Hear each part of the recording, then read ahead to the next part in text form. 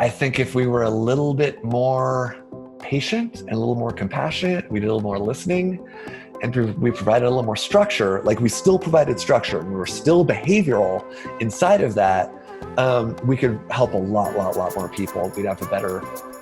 We'd be better known out in the world. I think everything could change.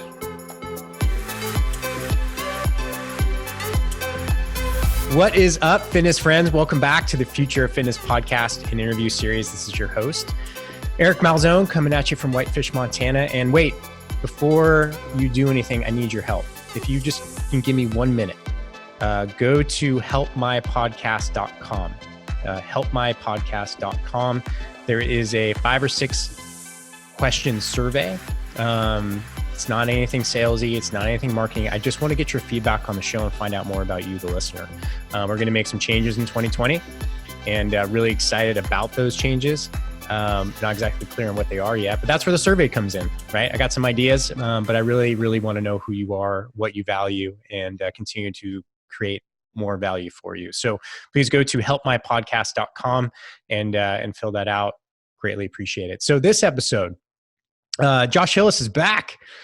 Man, I just really enjoy talking to Josh, basically. I mean, he provides a ton of great value. I mean, his background, and how he approaches nutrition and just really actually just behavioral change, right? And we talked a lot about intrinsic, extrinsic motivators, how to tap into those, how to get people to understand their values.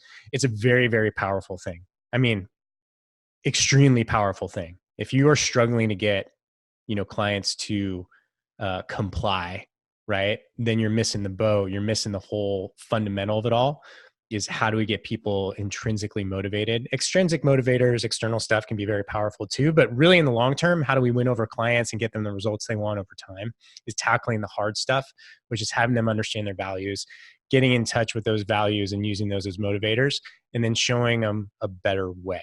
And Josh talks all about it. So yeah, awesome interview. Before we get on to it, 2 sponsors. We have level5mentors.com. So www.level5mentors.com.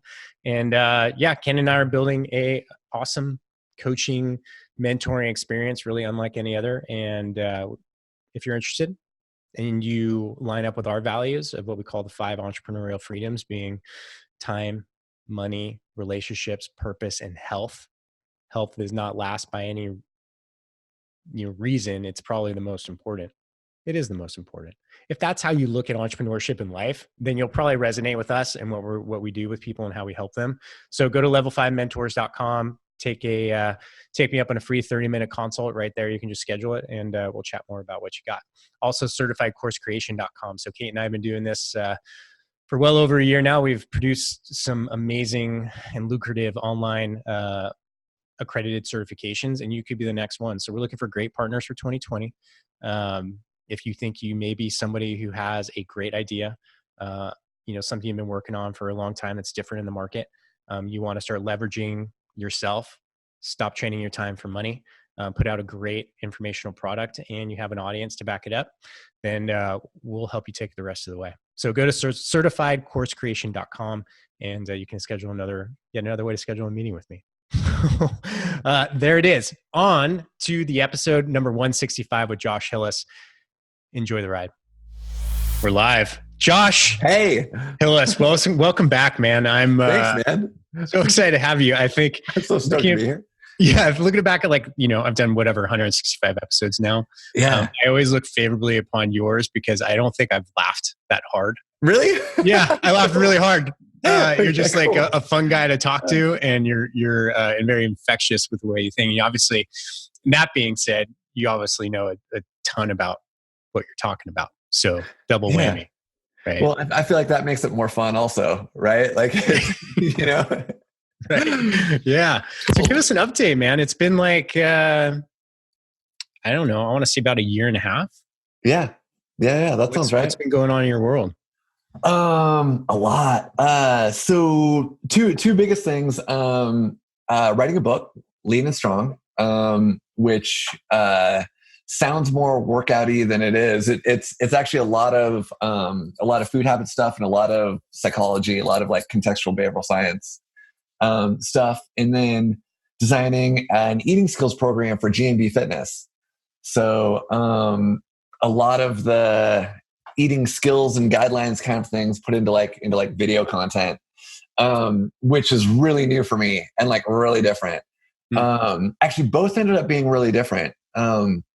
This book was really different from the last book because I spent so much time on research and like finding like readable ways to explain research. And that was like a whole other planet from what I've done before. So really cool stuff, and also just like new, like video was super new also. Yeah. Well, your first book, man, Fat Loss Happens on Mondays, right? So to get the title correctly. Yeah.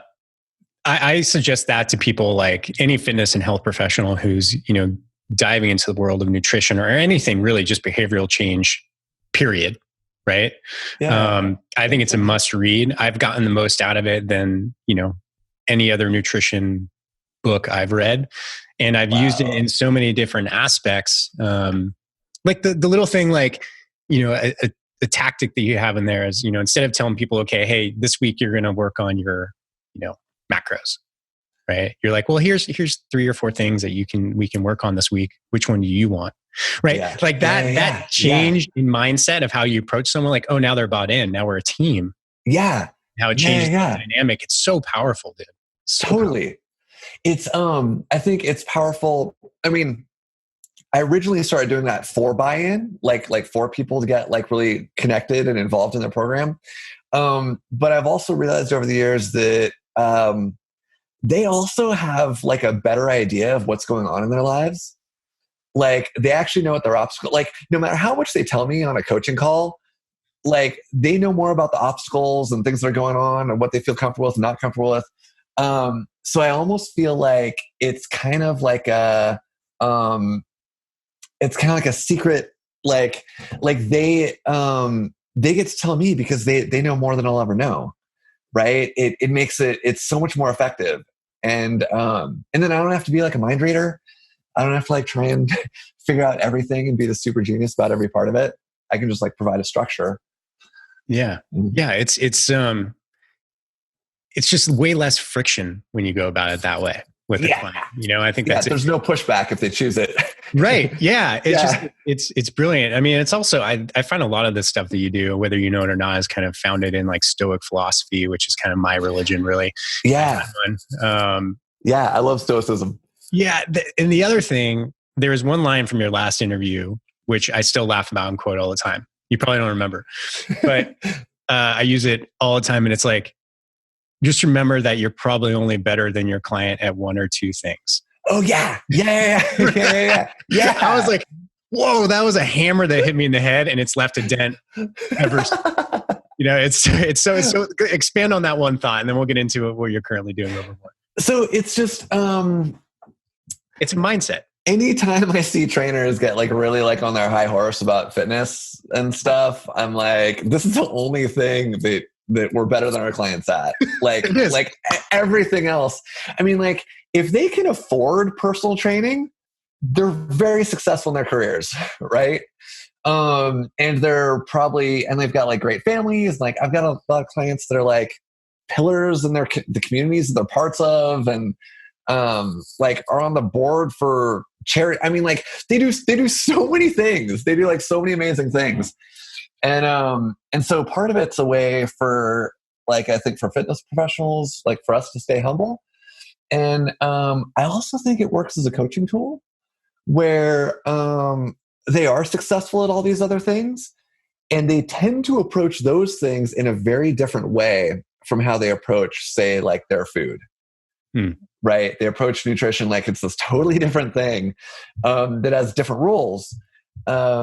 Where like everything else in their life, they were like kind of patient and they like clearly built skills and they know that they made mistakes and they, like, and so also if we can like borrow from these other things that they do really well at, then they can be like, oh, it's like that. Yeah.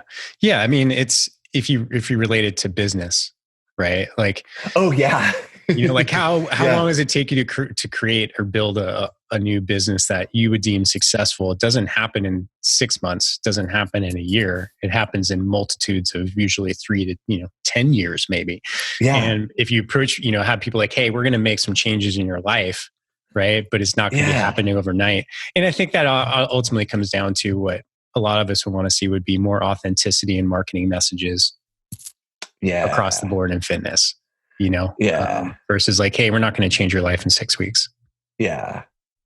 Which is a struggle, right? It's a total struggle. Because it works. Like from a marketing perspective, it works. And it gives us access to people's lives that we wouldn't have if we didn't use that message. But on the inside, as fitness professionals, we cringe a little bit. Yeah. We do it. Yeah. It's like, how do we meet people where they're at and like still be authentic and like honest about like how do we make that balance? Like, how do we strike that balance? I don't know yet, man. So give us some insights. So people who don't know you well, Josh, like what is your expertise? What is your specialty? Where do you excel? What's that one thing that you're better at most in your clients? Working with emotional eating and snacking. That's the jam, right? That's like everything that I'm about. I mean, like I've been working on food behavior for a lot of years now, but I feel like the clients that hire me now, mostly what they're dealing with is it's not about getting like the right diet or the right, I mean, like if we can get like something generally healthy, they're like handling their meals isn't the hardest part.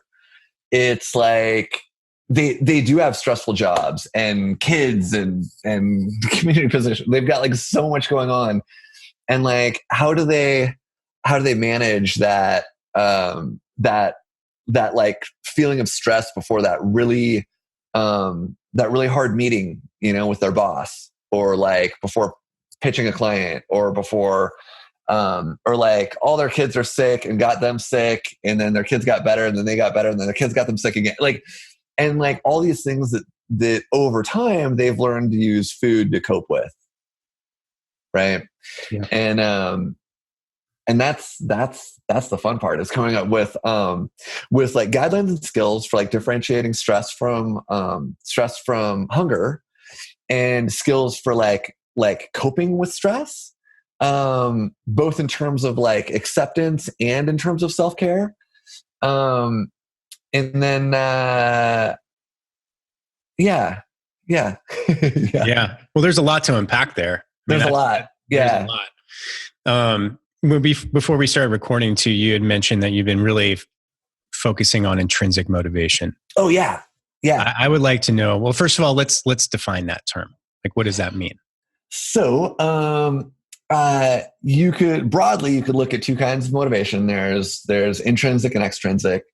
Extrinsic is, everything from like reward and punishment to it's like anything external, so like money, a prize, an event, like a wedding, status, razor sharp abs, like all those things are extrinsic, and they are entirely valid forms of motivation. What people tend to find is that they are less robust over the long term, right? Like people tend to, like, it feels like they drop off if you hit a milestone and you don't get rewarded or punished. And they also drop off, like the motivation also drops off if you like aren't on track. Like if you're way ahead, it drops off. And if you're way behind, it drops off, right? So in an intrinsic motivation would be like, essentially like the kind of person that I want to be. It's like me getting really clear about what my personal values are, and taking actions in line with those values. And the cool thing about that is that we tend to want to be the kind of person that we want to be, whether it goes well or whether it goes poorly, right? And so like a good example is like almost all my clients are parents, and like they want to be good parents, and that's intrinsic. And they want to be good parents when everything goes well, and they want to be good parents when everything's a disaster. They want to be good parents without a reward and without a punishment. Like they just want to be good parents, right? And in the beginning, that can be kind of a leap for people to be like, how do I start thinking about like nutrition in terms of those terms, right? Or my workouts. But that's something that over like a year to 3 years, you can absolutely get there by like reflecting on your values and things like that. And we could get more granular, like from a self-determination theory perspective. Yeah. There's Yeah. Do this. Yeah. Bring it. So from a self-determination theory perspective, there's 4 levels that I talk about, but there's actually 6. So like one on the far end would be like no motivation, right? And then the far other side of the other side would be like pure joy, like you do it just because it's fun, right? But I don't talk about those a lot because they don't have a lot to do with what we're doing in terms of, like if someone just like loves dancing or snowboarding or knitting or playing guitar or whatever, that's cool. That's a really robust form of motivation. We might never get there with your food habits, and that's okay. Yeah. So the 4 that we talk about are, on one side, you've got reward and punishment, right? This is like the lowest, least robust form of motivation. It disappears the second that the reward or punishment like goes away, right? It totally works. It totally works in the short term, right? And then the next level, and this is also on the extrinsic side, we've got like guilt and contingent self-esteem. So guilt is like, oh, I feel bad if I don't do this. And contingent self-esteem is like, I feel good about myself if I do this, right? A little bit more robust than like we're moving towards a little bit more intrinsic. Then getting on the more intrinsic side, or the more self-determined side, we've got like personally identified goals. And this is like, or personally meaningful goals, and maybe like community values that you've identified. And this is getting a lot more intrinsic. And then the most intrinsic, like again, not fully intrinsic, which would be like pure joy, but like the most intrinsic that we're kind of shooting for what we're doing is personal values, right? And you identify like, here's who I want to be in the world, and then. And so the thing is, from like a practical standpoint, like everything we do, we want to get behavioral, right? So in the beginning, we're looking at like the food skills and guidelines and structures that we want to put in that match their values and probably also match their goals, because everyone comes in like goals. We start off with that, and then by the time we're done, they've kind of forgotten about most of like the guidelines and the structures, and they're just looking at things as like a choice point between like, this action goes away from my values and this action goes towards my values, right? And when we're at that level, then we don't have to worry anymore. And clients don't want to go back to the way they used to eat, and they don't want to stop working out. They're like, it feels really good. It's good. Like, it feels really good in my body. It feels really good, me being the kind of person I want to be. I feel like I'm setting a good example. My relationship to my body is different because I'm taking actions related to it in line with my values instead of this like societal standard. It's complicated, messy, and it takes a while, and it's totally worth it. So values, man. Yeah. I think that's a term that's thrown around a lot. Yeah. And, by yours truly, quite often too, because it's really a kind of a core. And it took me really until my 30s to understand what my values really are. Oh, and sure. It wasn't actually pretty, the process I went through to get there. And then when it's the realization of like, well, these values aren't what I thought they were, or what society thinks. Yeah. Society tells me my values should be. Totally. What do you have a processes to help people get to what their values are and kind of identify them? Can we talk about that for a bit? Absolutely. So my favorite place to start is with a values list. Mhm. right? And you can Google values list. You can Google, like, obviously I've got one, but like Brene Brown has one, and you can Google like acceptance commitment therapy values list, and there's a lot of different values lists out there. And the list, which list you pick doesn't necessarily matter. But for a lot of people, if they haven't thought about their values before, it can be a lot easier to pick from a menu than it is to like pull values out of thin air, right? Totally. And so that's a good starting place. And so you might look at this menu and you're like, okay, there's like 60 on here. And like, okay, I kind of like courage and conscientiousness. I also kind of like kindness and love and family. And I kind of like community. And I kind of like, whatever, right? You might find like a dozen that you like. Okay, that's cool.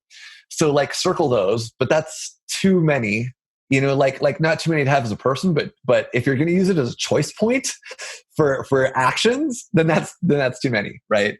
You probably want like 1 to 3 if you're going to use it to make choices. And so then, you circle 12 or whatever, and then maybe you put a star by 5, and then like you underline your top 3. And so then you've got like 3 values to work from. And let's say it's conscientiousness, reasonableness, and self-compassion. Those would be great values to pick from like a eating skills perspective, right? Yeah, right. And you've got these 3, and we'll do a couple different things. From there, we've got these different food skills and guidelines and things. We're going to start like, so in the beginning, we talked about like, hey, here's 3 options, right? Here's 3 different skills you could work on. I used to say habits, but like here's 3 different skills you could work on. A person might go back to their values and say like, which one of these, best fits my values? Like which one is the most self-compassionate, right? Or which one's the most, And so that's a good place to start. And then from there, we can start doing journaling exercises. And journaling exercises might be just a matter of like them setting a timer for 5 minutes and just free writing, like, what would it look like to live conscientiousness around my food skills? And then maybe next week, it's like, what would it look like to live self-compassion around my food skills? And then we might do other things on top of that. Like, I really like, another, like, alternate ways of getting at your values are like, what if you were 80 years old, what would you tell yourself about this? Like, that's a good way. I like that. Sometimes people do it the other way, where they're like, what if you're 8 years old? What would you tell yourself about this? And so those are like, and then you can go the other way. And again, like, I've got a lot of clients that are parents. I'm like, what would you tell your son or daughter about this? How would you want them? What would you want their values around food to be? And of course, they're always like, not what I was told, not what I see in magazines and,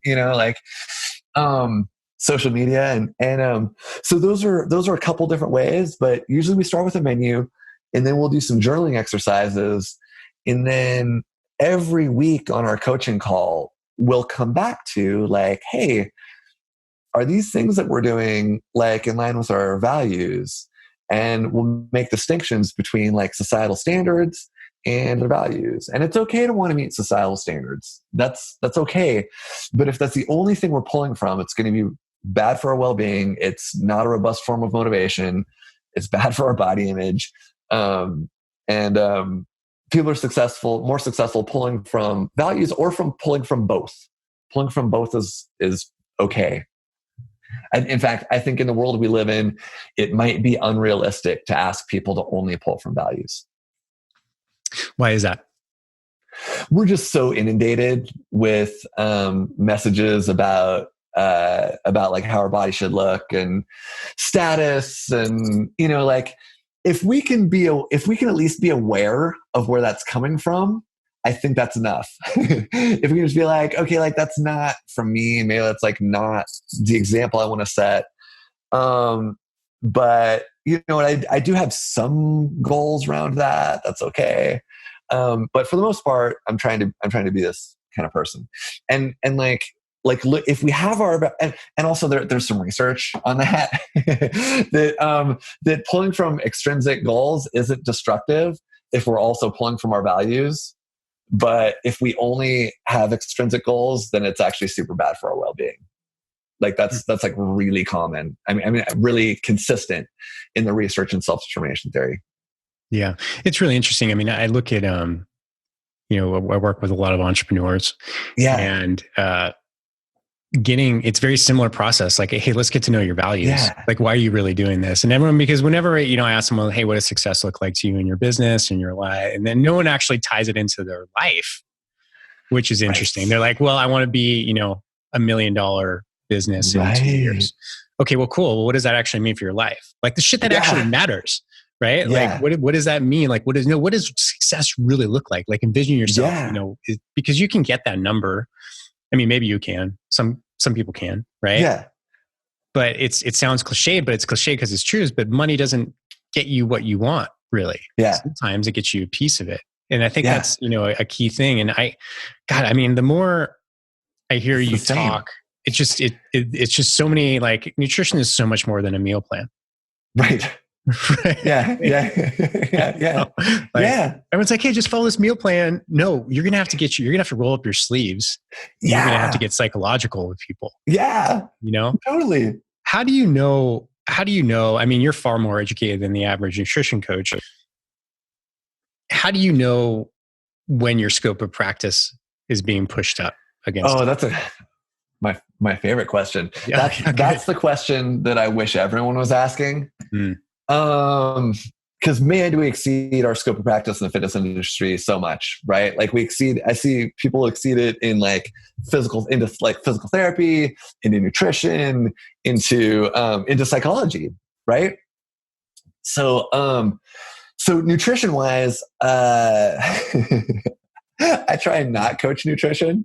I know that sounds really silly, but we're pretty safe coaching like balanced meals, and like if someone really wants to dive in on like the nutrition side, I actually send them to Harvard Chan School of Public Health. Has a great website, has a great page called the Nutrition Source. And my like plate guideline that I give people like matches that pretty well. It's basically just like half fruits and vegetables and quarter protein and a quarter carbohydrates and a little bit of fat and or like tablespoon of fat or whatever healthy fat. And that's it. And that's it. Like as fitness professionals, we can absolutely coach like balanced meals look cool. We can recommend stuff from other bigger science-based sources like Harvard Chan. And yeah, that's about as far as I go. And then I tell people it's not that big a deal. That like even what we're doing to looking at the plate guideline, like I'm not really coaching them on like their health, right? I don't get into health ever. If they come back, I mean, it's super common for like clients to start eating better and to come back and be like, hey, like, I went to the doctor and like my blood work changed and things sweet. That's not my department. I'm super stoked. And that's like totally not my department. And like when clients ask like medically questions, even like a lot of health questions or like kind of like, that's a question for, we're going to work on eating a balanced meal. Like, like vegetables are probably healthy. Fruits probably pretty healthy. Olive oil is healthy. Fish oil is, like we can say like, hey, let's eat some healthy stuff and like kind of a healthy balance. And I stop it there. Right. I try and keep it really behavioral. Behavior is absolutely within our scope of practice. I can coach eating slower. I can coach, like snacking doesn't increase fullness. Right. Like distinguishing hunger from stress. Like we can do that. Right. We can totally do that. Yeah. So that's the nutrition side of scope of practice. Psychology. This is one where like, what we want to do is like not treat mental illness. Like I'm not trying to do any of that at all. I think it's well within our scope of practice to say, hey, you know what? Let's take a look at our values. Like this is intrinsic motivation and this is extrinsic motivation. I think it's actually imperative for us to talk about the how destructive it is to only try and meet a societal standard of beauty, right? And that like we should like contrast that versus values, right? We should talk about like the impact of really black and white diet rules, right? I mean, like there is no research showing that black and white diet rules don't are okay for our well-being. Like they're almost universally bad, right? Explain that black and white nutrition rules. Like, give me. Actually, I went too far on that. There is some research on the gradation on it. So black and white food rules is like, this food's bad, this food's good, this food's clean, this food's dirty. You eat this, you're gonna die. Yeah. You're a bad person if you eat this. And like no one actually says you're a bad person if you eat this, but it shows up like that. Like that's like implied. Yeah. It's dogmatic. Yeah. Right? Essentially. I mean, like, in my early days of CrossFit and, when paleo came in and seemed to just partner perfectly, yeah. It was like, I understood in my gut that like, okay, we're getting people in the right direction, but this can be dangerous. Yeah. Right. At the same time. And how many people were just like, well, that's not paleo. That's not paleo. Right. Well, fuck. Like that, like that was just like, okay, yeah, but I said it, so I got to stand by it. But then I explain to people like, hey, we're just moving in the right direction, right? And I mean, God, I think the nutrition field is there anything more dogmatic than nutrition? Yeah. Everybody's got an opinion. I mean, and you go as far, I don't know what direction it is. We'll just say it's far left as veganism, right? Yeah. And then you can start to get some pretty emotional viewpoints. Like, that's the craziest thing to me about nutrition is like how tied it in. Maybe it's not surprising. It's tied into like emotional belief and almost religion. Oh, totally. Well, it is religion for a lot of, some can't eat beef, right? Like, due to their religion. Like that's, right. It's a lot. It's a lot going on psychologically.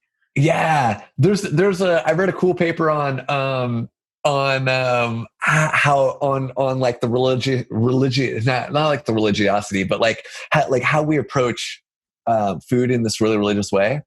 And they were actually talking about cleanses.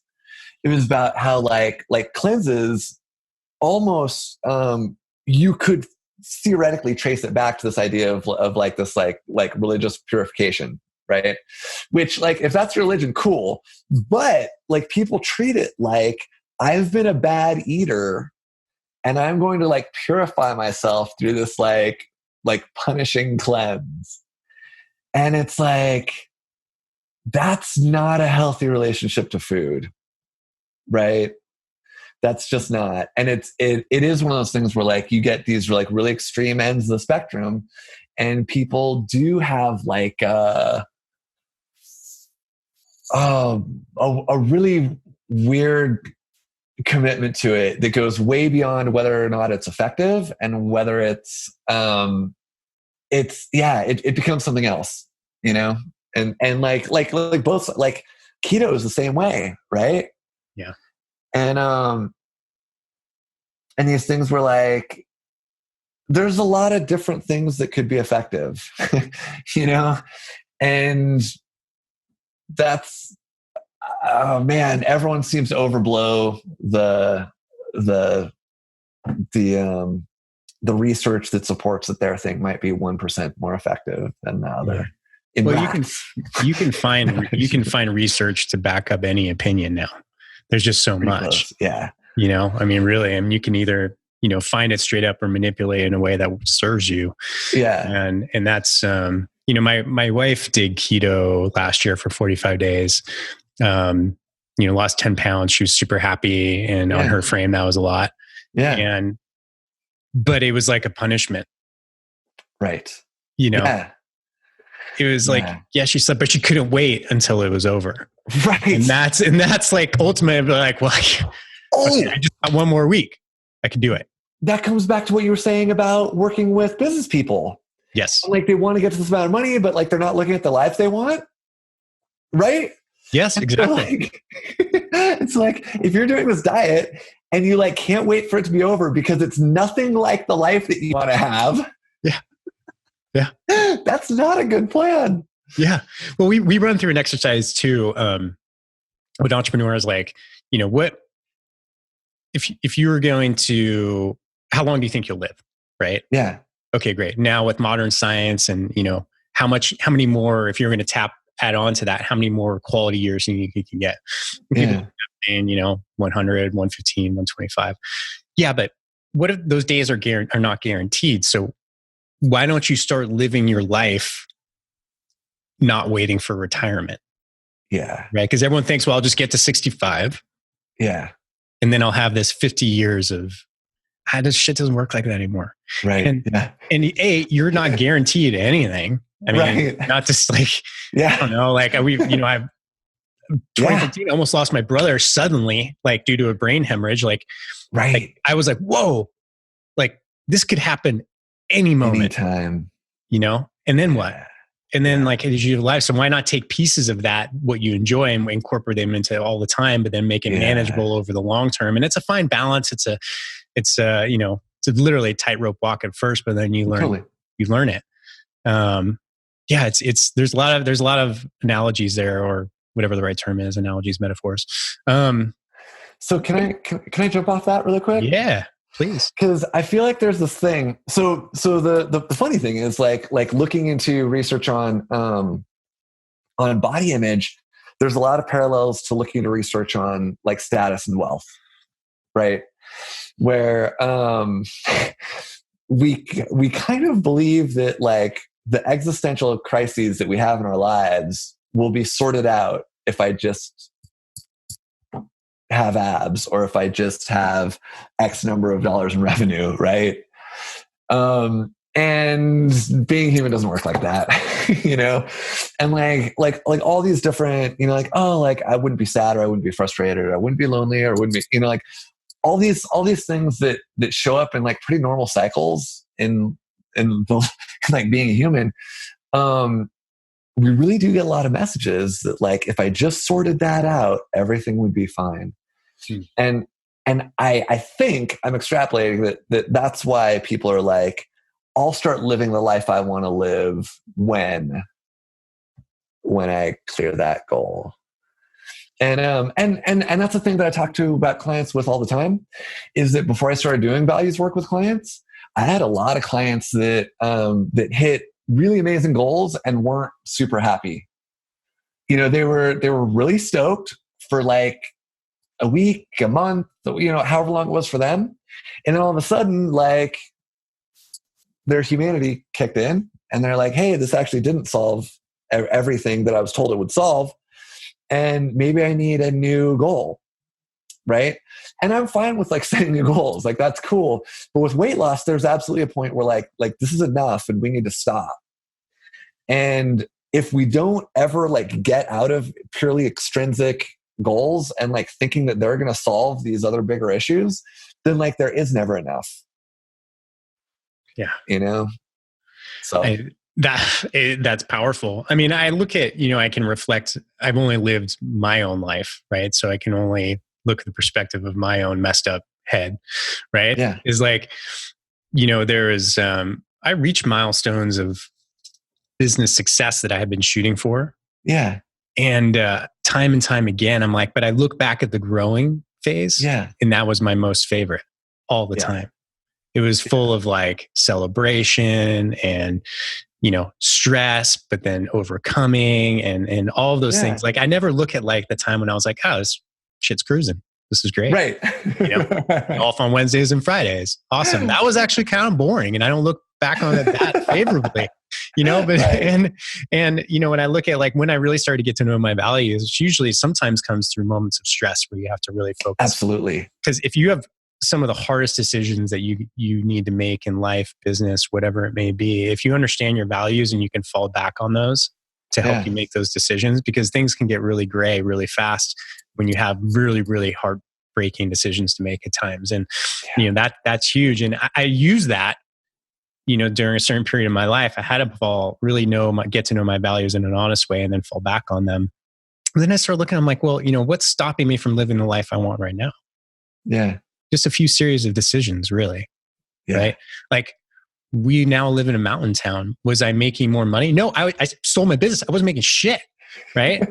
But we made the move and we made it work because financially you can always make it work. You just set right? Like, hey, we're going to spend this much on rent, right? We're going to do this much. We're only going out this many times. And then you set that discipline, but that discipline, and you probably know this, is actually what creates the freedom. Yeah. Which is irony in some weird way. There's a lot of paradoxes in this game. Yeah, this little thing called life.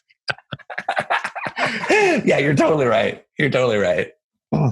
Yeah. So, give me some insight, because the nutrition industry, right, really isn't that old. It's probably maybe the same age as fitness-ish, right? I mean, who would you say is the pioneer of mainstream nutrition coaching, if you were going to look back? So, Jack LaLanne? Oh, maybe. Oh, dude. You know what's funny? He lived in the next town up from me when I was growing up, and I saw him at the gas station a couple times, and people would mob him and ask him fitness questions, and I had no idea who he was. Yeah. Yeah. Did you go to the Bay Area? No. Morro Bay. Oh yeah. Yeah. It's actually. So when he retired, he moved further south. Okay. And so yeah, probably. Yeah. But this, this is one of those things where I don't look at nutrition that much anymore. I'm spending all my time reading about psychology. I'm spending all my time looking at I'm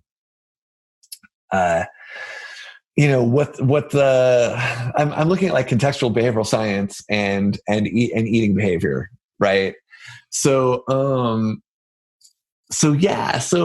you're right though that if it started with Jack LaLanne, that really wasn't that long ago, and you look at nutrition science before that and it was kind of silly. You look at psychology before that and it was kind of silly. I mean, a lot of these things have made huge strides in the last 20 to 40 years. And psychology is especially, there's really cool new things coming. I mean, we were so wrong in the 60s and in the 50s. So yeah, I mean, in some ways we are looking at you can look at psychology, nutrition, fitness. These are relatively new industries compared to they're really new sciences compared to physics and biology, right? Yeah. Yeah. I mean, it's all a little immature, maybe. We're starting to get better stuff. And I think, and the reason I asked that question is because I like to reflect on that before looking into the future. Because I think what people seem to realize in our industry is that it is really young. It's so young. It's got a huge, a ton of opportunity here.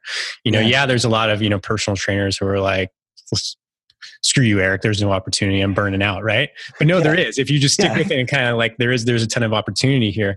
Where do you see, if we're having the same conversation in 10 years, Josh, and you're whoa, this industry is going exactly the direction I thought it would go. What is that going to look like? Is it going to be a merger of health into psychology? Where do you see, where should people start, directing their ships? Where I want it to go? Yeah. So what I think would be really cool is for fitness to get really clear about scope of practice. And this is the psychology that's within our scope. This is the nutrition that's within our scope. And this is the corrective exercise that's within our scope. And knowing that line for two reasons. Number one, to make sure that we don't exceed it. And number two, to make sure that what is within our scope always gets included, right? That there aren't trainers that haven't read about motivational interviewing, right? That everyone just knows oh, if you're going to be a trainer, you have to read about motivational interviewing. right? That's within our scope. It's within our scope to like ask open-ended questions and listen and do reflective listening, right? And give people choices, right? That's all motivational interviewing. That's within our scope. It should be mandatory, right? Nutrition, I hope there's more resources like, like I said, like I recommend Harvard University's T.H. Chan School of Public Health, their nutrition guidelines. I hope that there's like some really good science-based nutrition guidelines that we can like recommend and outsource and feel really comfortable about that. And corrective exercise, I think, has actually gotten a lot better already, where people are starting to realize like, hey, this is what trainers like should always do. And this is what is like ridiculous and too much. And this is like what we should like refer out to a physical therapist. And that also goes for like the referring out piece also goes like, oh, this person has legitimate like health and medical nutrition questions. I need to refer them to a registered dietitian. Right. And this person has, and you know what, like, here's a good screen for disordered eating. This person's further over the line than what I should be working with. If they're going to work with me, they need to work with a counselor, simultaneously. Right. And, that's where I would like to see it go. And, I think we would be more professional. We'd be significantly more effective. It would be a much better experience for the clients. And that's the other thing. So I want trainers to get more interested in the experience that their clients are having, not just like what the optimal thing for results is. Because a lot of where we really like grind on clients and like drive them out of the industry is that we're coaching to optimal. Like we're coaching these people like, here's how you'd eat if you were an athlete, or here's how you'd eat if you'd never had an issue with snacking before. Here's how, like how can we put people in a position where they've got a sense of autonomy, they've got choices, they're exploring their values, like there's a lot less of us telling people what to do and us like providing structures and spaces for them to explore their values and like structures for them to like figure out what to do within that. And there's so many different directions. Yeah. But that's kind of where it's going. And like the experience for clients would be better. We could reach a lot more clients. Like I think the reason that we reach so few clients is because we're actually like driving most people away. I think if we were a little bit more patient and a little more compassionate, we did a little more listening, and we provided a little more structure, like we still provided structure and we were still behavioral inside of that, we could help a lot more people. We'd be better known out in the world. I think everything could change. Yeah. I agree. I'm just not sure how to get there. I think there's so many layers of that because, first of all, how do we get fitness, the fitness professional, the ones who are in the trenches, right? Doing the work with the clients. How do we get them network with the right people, the medical profession, licensed nutritionists? How do we get everybody on the same page and agreed upon, that like, hey, this is kind of where we're at. I mean, what if someday, Josh, there was some kind of unifying body, that did that? Yeah.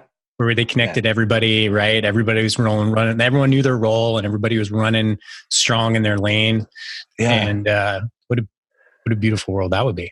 Well, like I think if you look at more mature industries, they all have that. I look at so one thing. So I worked in a physical therapy office for 3 years, and I actually got kind of like interested in the history of the physical therapy industry, because I'm like, physical therapy wasn't that different from personal training, decades ago.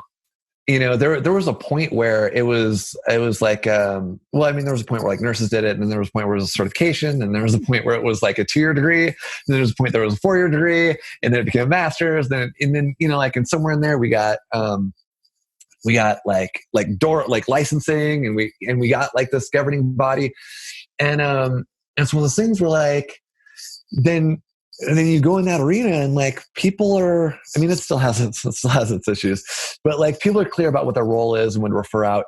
Like when I worked in physical therapy office, the physical therapists were very comfortable referring out. You know, it was part of what you did. Of course they networked with doctors. They were expected to network with doctors. Doctors were expected to network with them. It was all built in. And I think that we can get there. And I think that like, I'm lucky having worked in a physical therapy office that I'm friends with physical therapists and I'm friends with registered dietitians and referring back and forth is the best thing ever. And I think trainers don't know that. I think a lot of trainers are afraid to refer out because they're afraid they'll lose their clients or they're afraid that they'll spread their clients' spending dollars too thin. And I get that. But like the clients that I have insurance, you know, like physical, like personal training is kind of like a luxury good. And like, if they can afford me, they can probably afford to go see a physical therapist when they need to. They can probably afford to hire a registered dietitian when they need to. They can probably see a therapist. In fact, many of my clients have already done all of those things in the past. You know, like those are things we can totally do. And then like in the physical therapy world, there's all these structures like you can, it's normal to do in-services with doctors. You bring in lunch and talk to them about what you do. And you do that like once a quarter and you get to know people. You essentially just buy lunch for the office. That costs money, but like there's already like trainers could do that. We could do that with doctors. We could do that with physical therapists because physical therapists also host in-services for people selling like orthopedic goods and things like that. And so there are these structures that like trainers don't know about. And I think we totally could. And I do think that licensing would help. And I do think all of that. Yeah. Yeah. Well, I think ultimately it's like, hey, if you're a trainer, gym owner, nutrition coach, whatever it may be, maybe spend a little bit less money on your funnel and more time and energy on building networks that last. And that's what I would love to see. That's a bold statement, dude. Right? Yeah. What? It's not just about Facebook ads. Yeah. There's a lot to it. And I guess just because the time that I had started my gym and business and my coaching career was that we didn't actually have that stuff accessible. I didn't have Facebook ads. I didn't have Instagram ads. And that was a huge advantage because when it came across, I was like, whoa, I can use this too. It was like, that's bonus. Amazing. Yeah. Right. Do you have any kind of like networking tips, perspectives, strategies? A ton. Yeah, a ton. I mean, it's what I do, man. Ultimately, when I look at like, what do I do on a day-to-day basis? I'm a connector. And that's, it's hard. It's funny. It's a hard thing to monetize, right? But it's ultimately what I do. So networking is just something I do naturally. But when I teach people steps to do it, it's pretty simple. It's like, you just start by leading with value. That's it. Yeah. And then when you come back again, bring more value. Like you're talking about bringing lunch, right? Yeah. I do with podcasts. I'm like, hey, why don't you come on my podcast? I'll introduce you. I'll give you a nice piece of content. I'll introduce you to a new audience. And then we can talk about your business, right? Yeah. Whatever it may be. Yeah. That's it. That's it. Stop going in and saying, hey, I'm hoping you would refer people to me. Yeah. Stop it. Yeah. Stop it. Like go out, find out what their problems are, see if you can help them. And then they'll know. It's just the basic of like, it's the law of reciprocation, right? It's innately in us. And that it doesn't have to be more complicated than that. Just go help somebody. God, get out of your office, go help somebody. Help somebody. And that's it. That's it. Yeah. That's awesome. Is that no, that's great. And that reminds me of something of like, so like I mentioned doing in-services and bringing lunch. Something you said was go find out what their problems are. If there's any trainers listening to this that want to be effective in an in-service, and for people, if you're a trainer, you might not know, an in-service is just that's what it's called when you bring lunch to a doctor's office or a physical therapist office or something like that. I know that. Okay. The worst thing you can do is go and like pitch your business and ask for referrals, just like what you just said. The best thing you can do is go there and ask questions about like what problems they have that they need to get solved. That's it. That's it. It just takes a little patience and belief that, eventually things will swing back your way. Right. Yeah. But if you start to get the feeling that, hey, maybe it's not, and also you got to look at someone from a lens of like, what do you believe their values are? Right. Because if values align, then you really got something. So that's a whole nother level. But ultimately, if people are listening and they're like, well, what do I do? Well, you just go help somebody, find out what the problems are and see if you can help some more. And then that's it. So with that, Josh, where do people find your new book, dude? Where do people find you? All the new cool things, GMB. Yeah. Give us that. Yeah. So my website is losestubbornfat.com. That's my blog. Post a lot of stuff about this kind of stuff.